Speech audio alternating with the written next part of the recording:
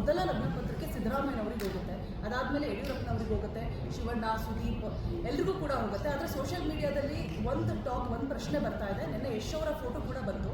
ದರ್ಶನ್ ಅವ್ರನ್ನ ಕರೆದಿದ್ದೀರಾ?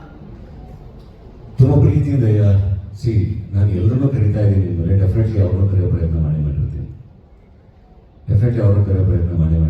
I try to reach him, I could reach him. So ತುಂಬ ಪ್ರೀತಿಯಿಂದ ಅವ್ರನ್ನೂ ಕೂಡ ಇಲ್ಲೇ ಕರಿತೀನಿ.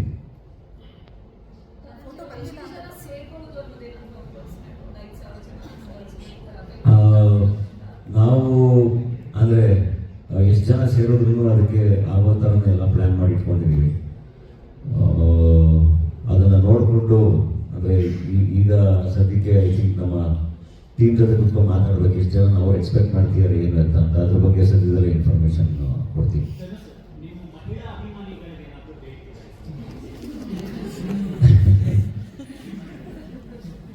ಅವರು ಎಲ್ಲ ತುಂಬ ಖುಷಿಯಾಗಿದ್ದಾರೆ, ತುಂಬ ಖುಷಿಯಾಗಿ ಅವರು ಎಲ್ಲ ವಿಶ್ ಮಾಡ್ತಿದ್ದಾರೆ.